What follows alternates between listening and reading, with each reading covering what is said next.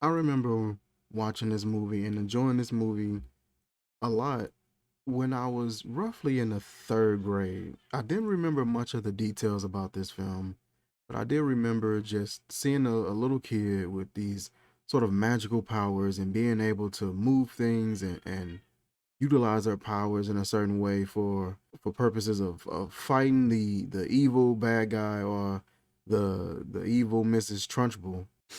It was a movie that I definitely thoroughly enjoyed, but it was a movie that I only had seen when I was in the third grade. Being an adult, I hadn't had a chance to really sit down and watch it and go over it again. I finally was able to sit down and find it on Amazon Prime and kind of watch it and take my time on it and see what was actually happening in the film. The film, oddly enough, is really enjoyable. It's sort of a film that you don't want to take too serious, but there are a lot of undertones in this film that are very serious, that are a little dark, that gets a little serious at moments, but it's done in a way where they don't really want you to look too much into it. It's done in a way where it's just supposed to be sort of glossed over and you move on to the next scene.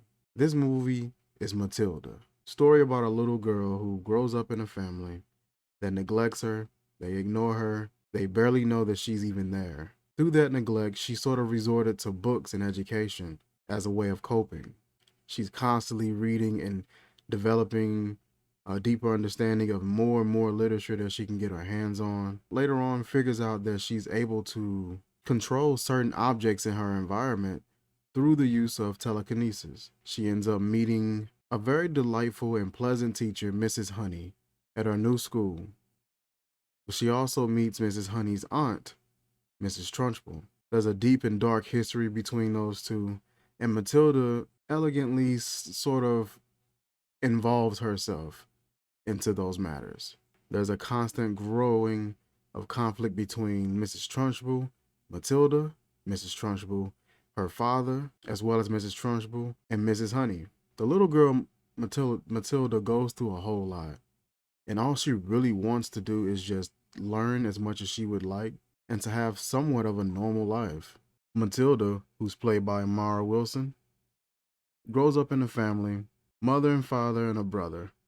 Father played by Danny DeVito, mother is played by Rhea Perlman. I really enjoy this film. I feel that it's like super simple, has a simplicity to it, but it also has this ability to become a lot more complex if it wanted to. But it seems they chose the route of just keeping things very simple, very lighthearted, and just having some undertones added every here and there. As I said, this is a very enjoyable movie.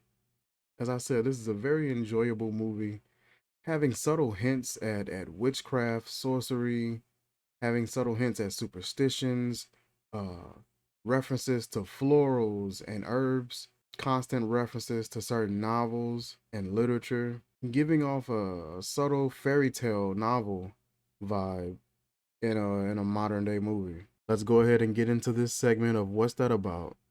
Talking about the 1996 film Matilda.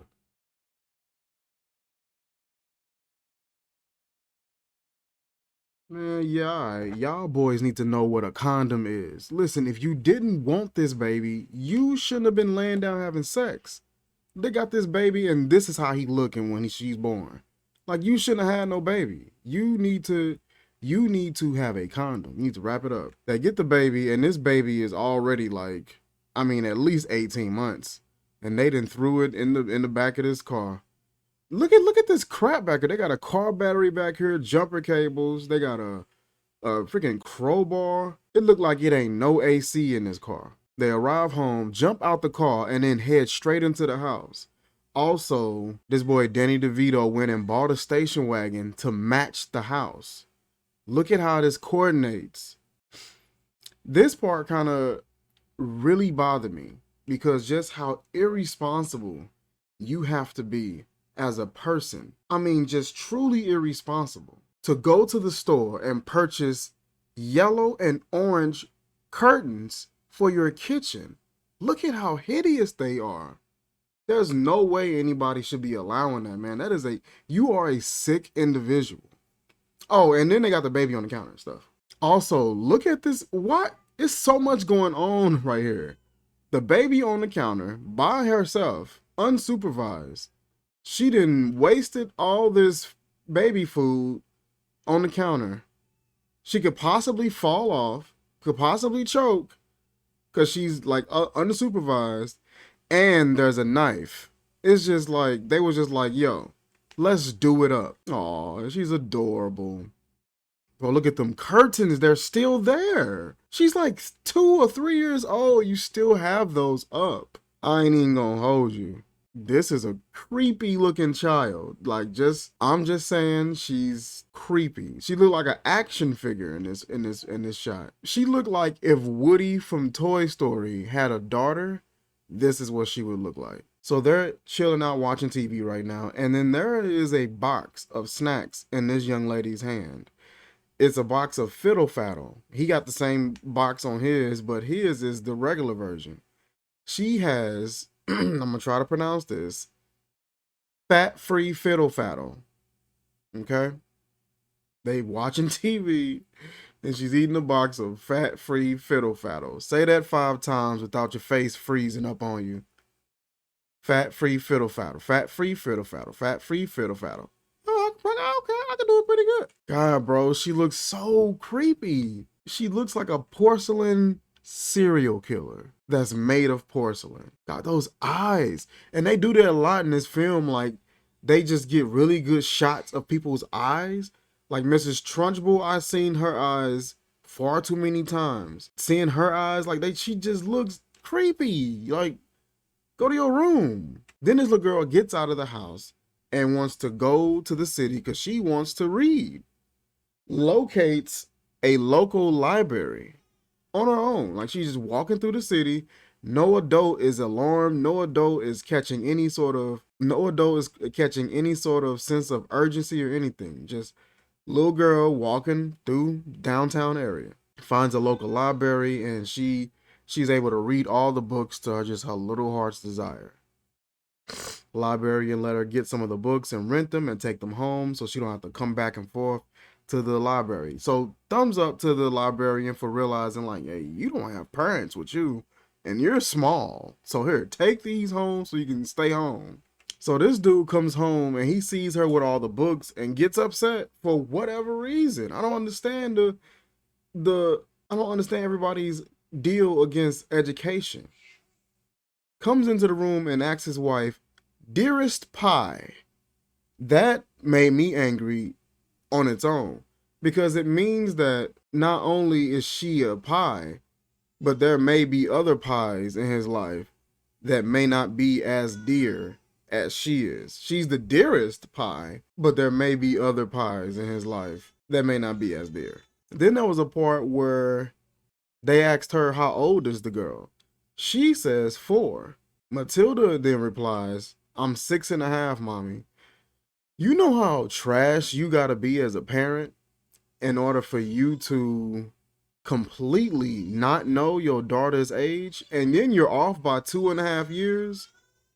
She says, "I want to go to school." He says, "School? That's out of the question." Why? Why is school out of the question? Why wouldn't that be something that she can do? Why can't she learn? His reply was, "Who would be here to sign for the packages?" You mean to tell me you're going to neglect this girl's education so that she can pick up and sign for Amazon packages? I thought this was weird that the mom was bent over this hard like this over the counter. And what does she have back there? Is that a toaster? That's a 5-slice toaster back there. I just want to say that this girl, Mara Wilson, she an incredible actor in this film. Does an excellent job. She has so many facets that she operates in when acting as this little girl. She has the ability to appear scared, to appear frightened and overwhelmed, or even intimidated in some cases. And then in some cases, it be level-headed, be sort of cool, level-headed, able to think clearly. She has moments where she's not willing to be pushed over, but sometimes where she is being pushed over. She shows so many different facets of it, and I definitely like her her skill at acting, and she definitely draws you in with that ability. Now, in this particular scene here, she has this pajama shirt on, and it has these little bitty flowers all over it. There's a doll later on in this movie called Lissy Doll that she's going to be trying to get for Mrs. Honey, and her and this doll are wearing the exact same shirt. Look at the flowers on this shirt. It's the same. Y'all got the same shirt on. What type of creepy stuff is this? For some reason, Danny DeVito, every morning he's using this oil called oil of violets. This looked like some sort of witch's brew or something like that. What is this? For healthy and vigorous hair. What is that even supposed to mean? Why is your hair vigorous? Then the instructions say massage vigorously into your hair. What's with y'all in this word? Y'all should have just called this vigorous violet. So the FBI, for whatever reason, is posted up outside of Danny DeVito's house. And these boys posted up, this boy got a whole coffee mug. And then this is Pee Wee Herman. Like, we weren't gonna notice. Like, we weren't gonna just sit here and be like, oh, look at this, you know, that's Pee Wee Herman. Like, we weren't gonna notice. This girl says, she pulls up and says that she just won double bingo, like whatever that means. And she pulls up with what looks to be, baby, that looked like $5. And I get it. Back in the day, $5 was able to stretch a little longer, but not this long. When you pulling up, celebrating, talking about let's go out. That looked like easily like $5 US. Here's this scene here. The family's getting ready to sit, watch TV, and eat their dinner. And Matilda is sitting down reading, as always, as she always does. The fact that everybody's getting pissed off about something that she's always doing, because she's not a baby where she just was born yesterday and then like, oh yeah, reading. She's a kid now. So on a daily basis, 365 days out of the year, she's probably sitting and reading when she's at home with y'all. Why is this even a surprise? He gets up, gets mad, heads over to her and starts scolding her because she's reading a book. Wants her to watch this stupid show called Millions of Dollars Sticky or $1 Million Sticky. I couldn't believe this. And hopefully this wasn't a real show. Grabs this girl's head to force her to watch $1 Million Sticky. What type of goals do we have? What type of plan is this? And of course she's infuriated because it's the stupidest show. In this scene here, Mrs. Trunchbull and Danny DeVito are negotiating a car sale, and I don't like the way this looks at all. This looks so suspect to me. The way he looking up at her and like where he's positioned and how she looking down at him. Boys, what type of negotiation is this? She about to get the best deal. Hello. Bro, Danny DeVito is so small, bro. The fact that that's where the doorknob is and then that's where his head is killing me. So in this scene, he tells her, hey, you're going to school first thing tomorrow. You know, be ready for school. That's all she was wanting. She gets up and hugs him. And I don't get it. You know, yeah, okay, whatever.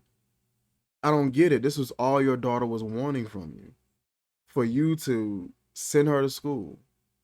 You know how many parents be wanting their kids to get the hell out of the house and go to a school building so I ain't got to deal with you for 8 hours? That's all she was wanting, was to learn. The most horrible example of parents. So she gets to the school, and the name of this banner, or I don't know if it's the school, Crunch'em All, or Crunch'em Hall. Crunch'em? What the hell is that supposed to mean? This sounds like a school that's in Gotham City or something like that. Man, Mrs. Trunchbull comes outside, and she has on these socks and these shoes. She got on these shoes. These are the I'm saving myself for marriage 12s. And the socks, these socks look like she ain't had sex in probably a couple decades, and she plans to keep it that way. Like, that's how them socks look. It look like you can do a little of everything in these socks. Like, you can be a teacher, You can be a doctor.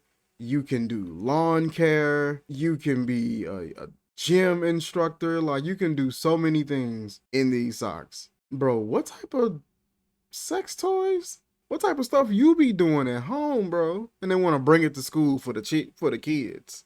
One thing that I was noticing though was this uniform. This uniform reminds me of like some sort of German, like old German, old war sort of uniform. And I was just like, why does she have this on? So this boy here, and I was noticing the names in this film too. So some of the names in this film are really eccentric, and they come off like they give you that Harry Potter, you know, witchcraft novel, adventure novel. They give you like that sort of a vibe. I'm not a real expertise on a lot of those types of films and novels, but the few that I've seen, you would hear like names like that. Julius Rotwrinkle. They got a dude named something Bogtrotter. Something Bogtrotter. They got a girl on here named Hortensia. All these different like sort of weird names for some of the main characters or the main star characters. Also, another thing that I was noticing with some of the names in this film was the names were references to flowers and florals. So you got Matilda, which is a flower, Agatha, which is a flower. You have Magnus, which is a flower, I believe, as well. You have Hortensia, which is another flower or herb, lavender. All these were character names, and I thought that was different. You know what I mean? All these were character names, herbs, and things like that. I noticed there's a lot of subtle witchcraft references. Because with Matilda, like she has like it was basically like a power of sorcery, pretty much. Except she didn't really have a wand, or she didn't have to say anything. Everything was sort of telekinetic, and it was in reference to objects and not necessarily people. But even though she was able to control a boy when he got through out of the window, she was able to control him and bring him back into the class. But it was more so like a telekinetic power instead of them referencing actual witchcraft. I thought it was strange that they really didn't go into much detail about, her powers and where she got them. How did she get them? It makes me wonder if the two people who are portraying her parents aren't really her parents at all, and that her real parents, some happened to them, and they probably had the same power. They probably had some sort of those same skills, and these two people are just some randos. It's a lot of interesting elements that could be explored and sort of and pondered on in this film. But with this boy here getting ready to eat a couple of M&Ms in class, why is he staring at them like this? When why is it a red and a blue one? It made me feel like this is a scene from the Matrix, and he's like contemplating, which one he wants to take. He ended up just eating both of them, but it's just like, why do they have him staring like this? She catches him and picks him up and throws him out of the window for 2 M&Ms.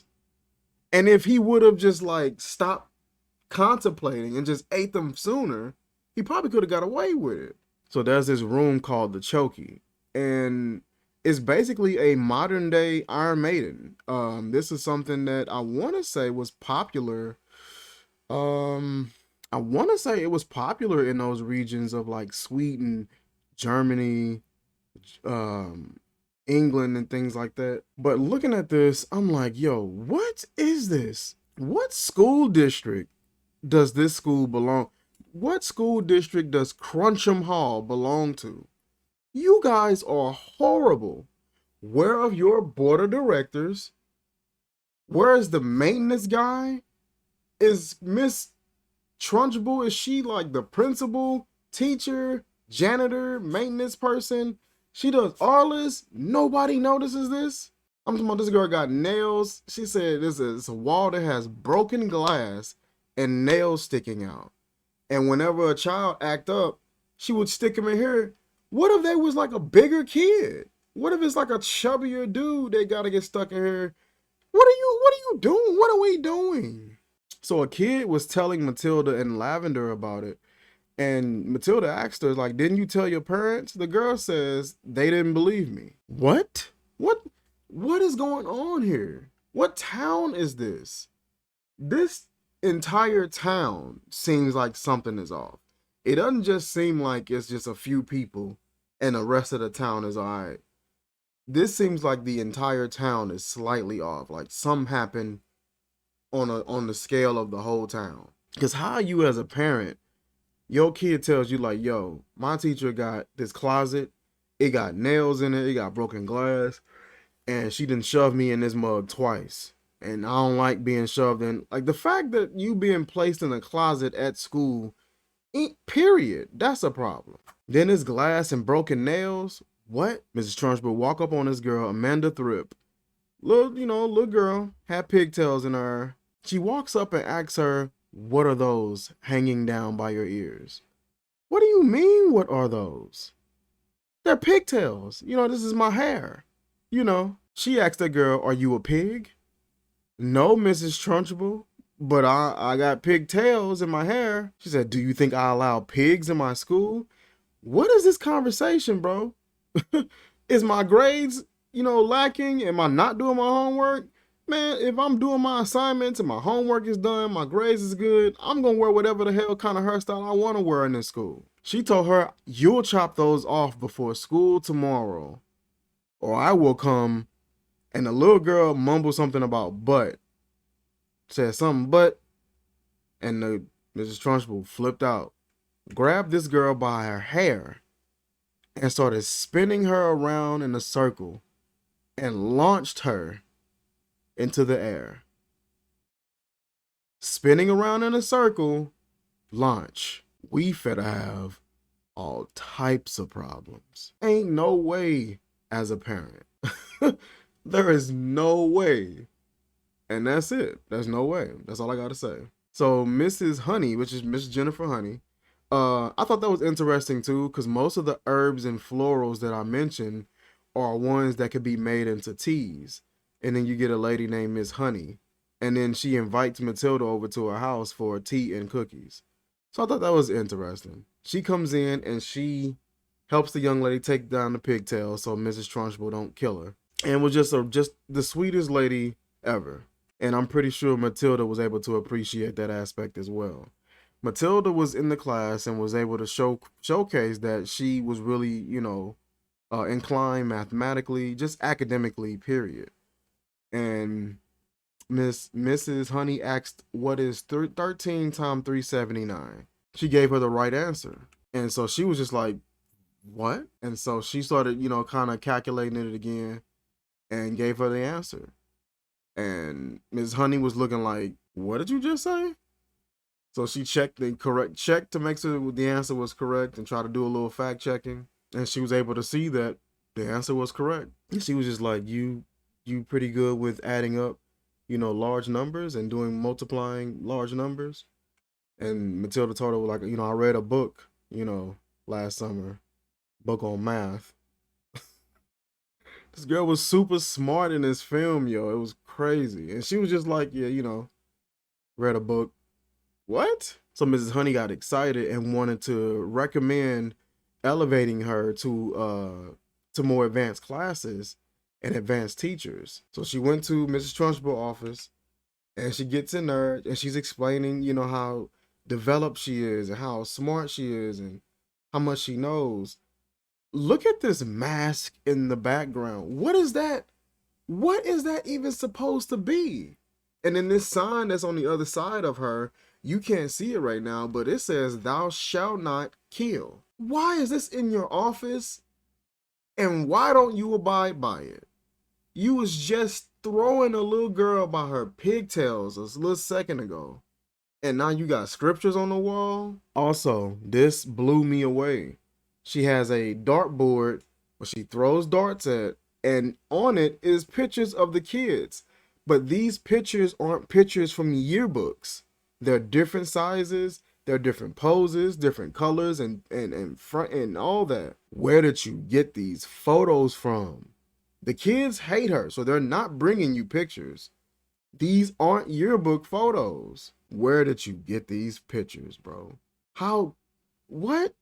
What if a parent comes to the school and want to meet with you? Have a parent teacher come, man, something happened to this town, bro. You're not telling me no different. You can't get away with stuff like this. Then she gets home and she's trying to tell her mom about it. Mama, this lady is crazy as hell. She picked the girl up and threw her by her hair. The mom ignored her and smashed her ear into a pillow so she don't have to hear her. Something wrong, bro. Something wrong, bro. That's just a lot for a parent to completely just ignore on purpose. Every parent is ignoring it. Nah, bro. So in this scene, they watching TV. They got a lot going on in this scene because they're watching TV. The son's eating cheese puffs. The dad and the son was play boxing. The mom's air fighting, watching wrestling. Matilda's reading, and the dad's getting a perm. All at once. Y'all got a lot happening right now. So in this scene here, they're at school. All the kids was brought into this. I don't know what this is. This is an auditorium or something like that. That was some sort of incident where Mrs. Trunchbull suspected that one of the students had ate her chocolate cake. I don't know what faculty and teachers lounge y'all have where kids can get access to it, but how did that happen? She ended up figuring out that it was this young man right here. This is the bog trotter young man, and calls him forward, calls him all the way up there to address him and confront him about it. She gets up there and was just like, "You stole it, didn't you?" And he was just like, "No, I don't recall." "No, you did steal it." He says, "I have to see the cake in order to be able to tell you definitely." Like, how you just assume that it's him? What, because he's a little pudgier? So she brings out some of the cakes and slaps it down in front of him and was just like, "Since you want cake so bad, you finna eat this one." So of course he ate it and he's just like, "Oh shoot, I was planning on giving me another slice anyway." Ate the cake, cool. Then she's just like, "Oh, Mrs. Cookie had the cafeteria lady to make 2 big honking extra portions of cake." Brought it out, and this is how she looked. It's so many subtle references to witchcraft. Look at how this lady looks, yo. The nose, the scraggly hair, the teeth, even the way she sounded when she brought it out. They was just like, "The last confection." Like, even when she brought it out, it was just like, bro, it's so much like witchcraft stuff that's there. Look at this big, juicy, sweaty piece of cake. So he has to finish all of that, or I guess pay whatever consequence, whatever the hell she's gonna do to him. Somehow he ends up finishing the cake, stands up to celebrate, and everybody else celebrates with him. Mrs. Trunchbull walks over, grabs the glass sheet. This is a glass sheet that cake was sitting on, and slams it on the top of his head in front of everybody. Where are the parents? That's my main question, is where are the adults? Then she grabs him and take him somewhere. You mean to tell me this boy done ate a small cake, personal size cake, then you bring out 2 more full size cakes, and he had to clear all of that. He cleared all of it. You didn't crack the glass sheet over his head, and you finna do what to him now? Now he's finna be punished? What are you finna do? Hasn't he been through enough? FBI agents sitting out in the car. They got a TV. They watching I Love Lucy. They got Burger King. She gets dropped off. She looks dead into the car. She goes inside, lets her mother know, like, "Hey, you got 2 cops outside watching the house." Mother says, "You're such an ignoramus. Those are speedboat salesmen." What? Something is definitely wrong with the people in this town. Everybody's clueless, don't have a cell in their brain. These are speedboat salesmen, really nice guys. Y'all supposed to be criminals though. How are y'all not catching on that there's cops outside? The next day, Matilda gets to school. Mrs. Trunchbull pulls up, pissed, because the car that her dad sold her was a lemon.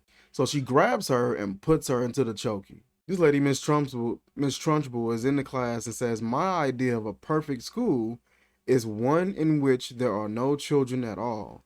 Then what the hell do you have going on? How do you get paid? You're a principal.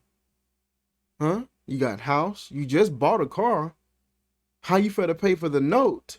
What the hell type of school situation is this? You just got a school with empty classrooms and you walking around with a chokey. You still got the chokey though. What you gonna use the chokey for? The employees? Oh, she putting a janitor in the chokey. Why is this lady so... She just so angry, bro. Why you got this little boy in the air like this? This part was a little puzzling to me. She's pouring her some water. Lavender had found a salamander earlier that day, or maybe the previous day. Had it with her, and Mrs. Trunchbull was coming, and she was rushing, so she threw it inside the water pitcher. The salamander falls inside of the glass there, and Mrs. Trunchbull ended up taking a sip, and then notices the salamander in the cup. She kept saying, "It's a snake, it's a snake." And I get it, there's like certain references to witchcraft, you know, the salamander, the snake, her being afraid of black cats and being superstitious about that. It's so many different things that it shows, but it doesn't really like go into it or explain it or lean onto it at all. It just kind of states it and then moves on. There's this part here where Matilda is trying to showcase her powers to Mrs. Honey, but for some odd reason her powers were sort of dependent on like negative emotion. So if she's like in a real pressuring situation where somebody's nagging her, getting on her nerves, bothering her, that was typically when she was able to utilize her powers the best. For some reason, when there was nothing going on, it was a little tough for her to utilize them. What I thought was strange too was just randomly Mrs. Honey just was like, after she was trying to showcase her powers, she was just randomly like, "Matilda, would you like to come over to my house this afternoon?" And I just, it just seemed like it was out of nowhere, in my opinion. Also, that's not something that you would ask the student. That's something you would ask the parents. Like this town, bro. Something wrong with this town. It was a spell or a curse put on this town first, and then Matilda was born. So on the way over to Mrs. Honey's house, they had to pass up Mrs. Trunchbull's house. They're walking and they walk up on it, and the house looks haunted, as expected. They was noticing it was a swing in the front yard, and Matilda was just like, "Why is there a swing?" Because they instantly knew like swings are fun, and why does she have that there? Why does she have anything fun related in her front yard? I thought that was so hilarious, yo. So she begins to explain to her the story about, Mrs. Trunchbull. And she was stating that she grew up in a family, mother and father, a loving father, loving mother. The father name was Magnus Honey.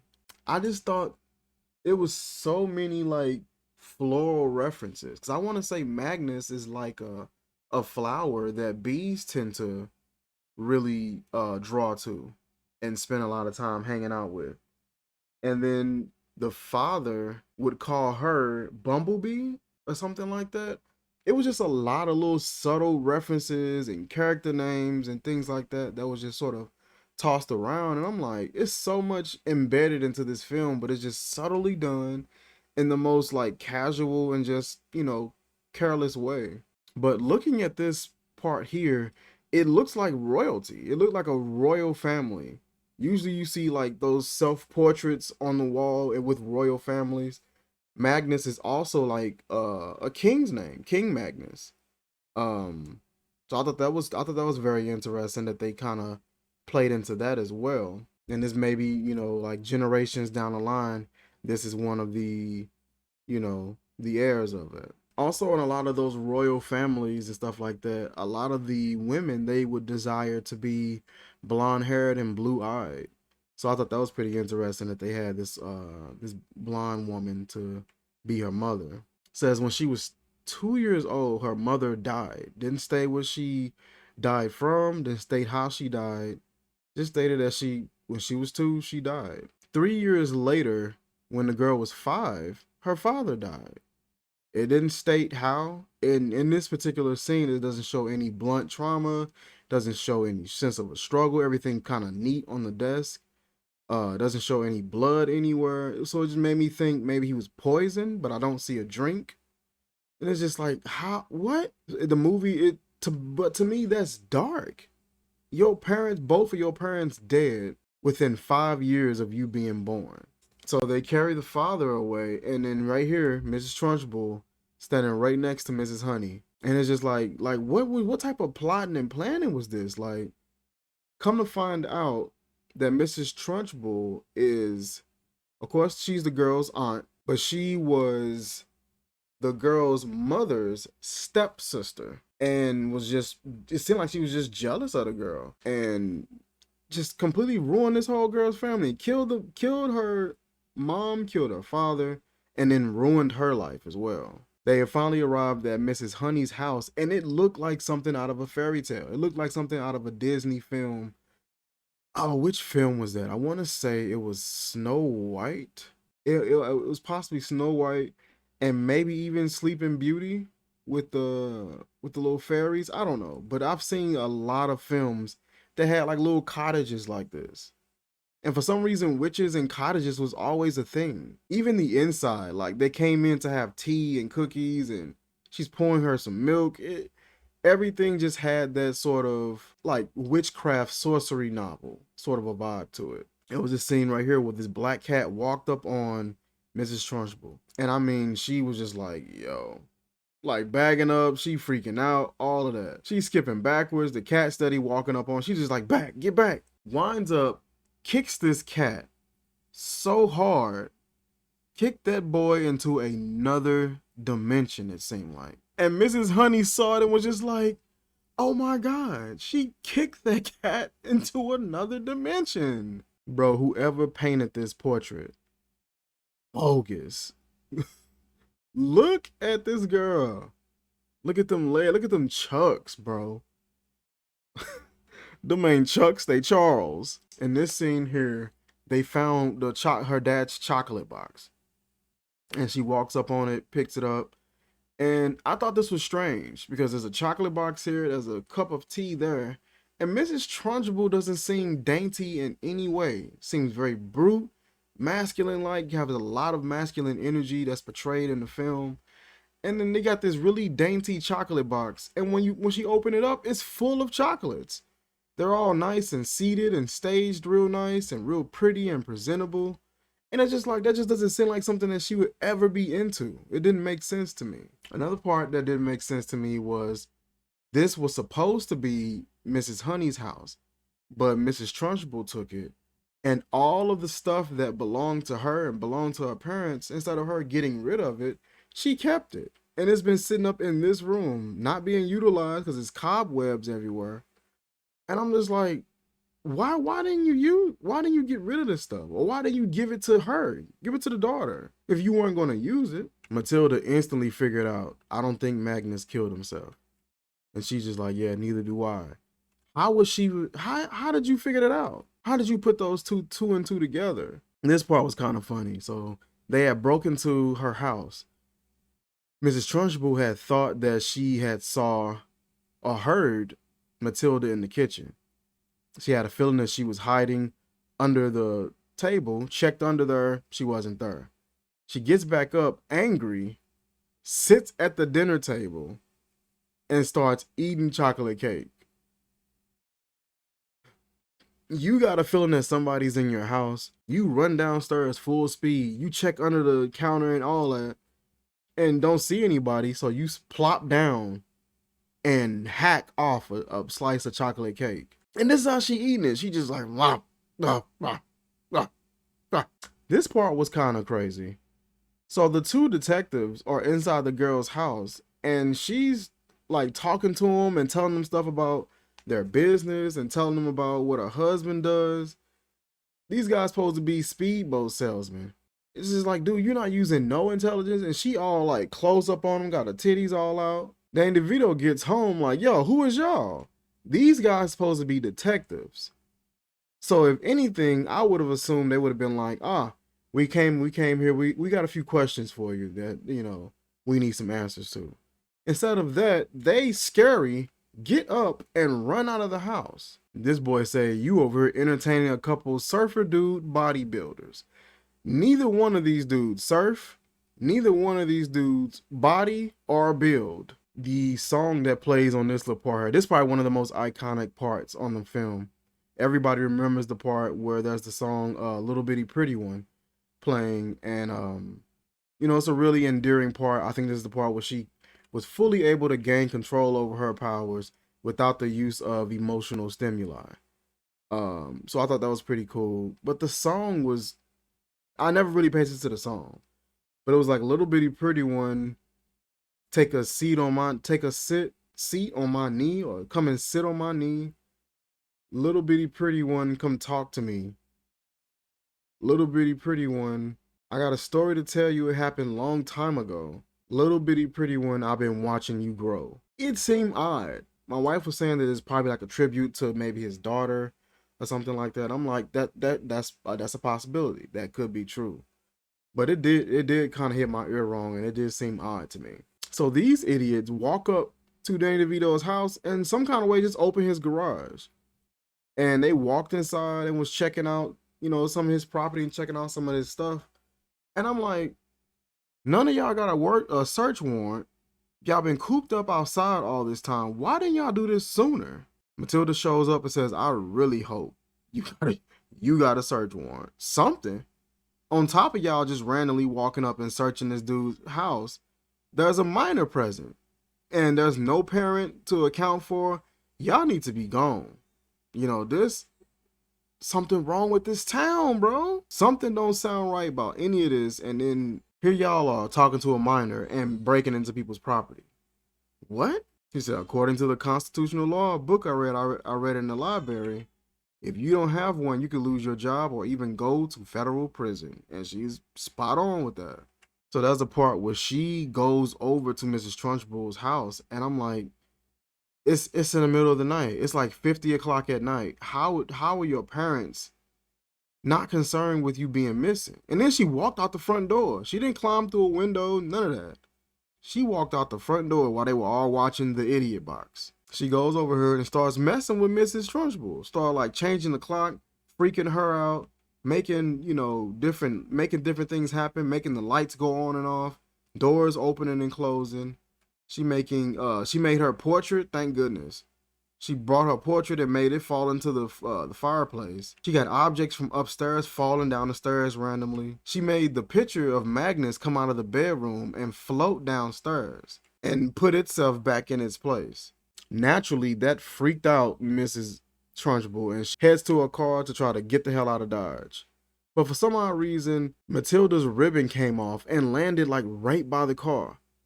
This girl saw it, picked it up, smelled it, and was able to catch on that it was Matilda. All from just sniffing it. Because this is how crazy she is. So the next day at school, Mrs. Trunchbull showed up, and I mean, she on 10. She turned. Because she know it was Matilda, and she ready to annihilate her instantly. Pulls out the ribbon, slams it on the floor, spits on it, and then steps on it like this. With what looks like a pair of Eastlings. Who owns this disgusting ribbon will never see the light of day again. Whoever owns that ribbon has parents. Now, the parents so far have been absolutely garbage, but I would hope they wouldn't allow you to keep the child indefinitely somewhere dark. Mrs. Honey came up to Mrs. Trunchbull and said, I was the one who was at your house last night. Mrs. Trunchbull grabs this girl arm, twists it, and says, I broke your arm once before. I can do it again, Jenny, in front of the kids. It's just like, what is going on, bro? She turns away, snatches her arm back. I am not 7 years old anymore, Mrs. Trunchbull. Mrs. Trunchbull instantly forgets about her, puts her attention right back on Matilda, says, you will be put away in a place where not even the crows can land their droppings on you. You know how mad you gotta be where you don't even want bird poop to touch them. Like, I don't even want the birds pooping on you. That's how pissed off I am. I don't want anything touching you. I don't want you to have any kind of hope from any substance, not even bird poop. So Matilda uses her powers to grab the chalk and write a message on the board. Agatha, this is Magnus. Give my little bumblebee her house and her money. Then get out of town. If you don't, I will get you. I will get you like you got me. That is a promise. Trunchbull was completely petrified after reading that. The kids all turned on her, started throwing food at her on her way out the door, and she hightailed it out of there. Here towards the end of the film, Matilda and Mrs. Honey are sitting down having some more tea. Matilda's parents pull up real frantic like. They realized that the police and the FBI had kind of caught on to their little scheme, what they were doing. So they had plans to leave and go to Guam. Now, I'm pretty sure if they would have got Matilda with them, that they would have got caught, the kids would have been sent to foster care, and that would have been the end of that. Luckily, Matilda was planning to be, to get away from her parents a long time ago. The mom shows up rushing her, telling her, come on, we finna get ready and go, we going to Guam. She said, your dad's not going to be in the auto business anymore, and she's dragging her towards the car. This girl pulls out adoption papers. She said, I've had them ever since I was like, I think she said 2? How? How did you get these? This town is terrible. What facility did you go to and sign in at? And they were just like, how old are you, 2? All right, sign right here. Here's the papers. Like, this girl had adoption papers just on standby, waiting for a human to adopt her, and she can just be like, yeah, I'm going with the human. I don't want to be with y'all anymore. The human will take good care of me. Any human at all. So the mom realizes, well, we have been trash like your whole life, so I guess we could just give you up. And she went ahead and she signed the papers. Dane DeVito signed the papers as well. And the girl and Mrs. Honey live happily ever after. For this to be a film that I watched when I was in the 3rd grade and haven't watched since then until like yesterday, it still has a lot of its charm. Like, I still really enjoyed the film. It wasn't like hard to watch. It was just a lot of parts that I thought really wasn't explained. And as an adult, you see it and you just like, wait, what? It's one of those films that just was sort of silly, but it had its serious tones and serious moments. And I just feel like it could have been explained a little bit better. But overall, I'm all right with it. It's a charming film. It's definitely a cult classic. I think they're supposed to be remaking it or something like that. I know they did a recent musical reiteration of it. I'm not interested in that. And I think Netflix is trying to do another redo of that movie. So interested in seeing how that one turns out. Maybe they'll explain a little bit more or go a little bit more darker, a little bit more of a serious tone. We'll see. Netflix be coming out with some strange films, so I could imagine this one won't be, anything different. Overall, nice film. I enjoyed it. I wouldn't mind watching it again. Every once in a while, getting those moves where I want to watch some of the films from my childhood and see, does it still have that charm that it had when I was a kid? And can I still enjoy it, for what it is? This one checked out. Not a bad film at all. Very enjoyable and some excellent acting done by Mara Wilson. And that does it for this episode of What's That About? If you guys like these types of videos, let me know in the comment section. Let me know if some videos that may be available on Prime, on Hulu, Disney Plus or something like that, different platforms that you guys may find interesting for me to cover and to go over. If I've seen it, I'll cover it. If I haven't seen it, I'll try to watch it, and who knows, I may do that one in my next episode. Like, comment, share, subscribe, and I will catch you guys soon. Peace.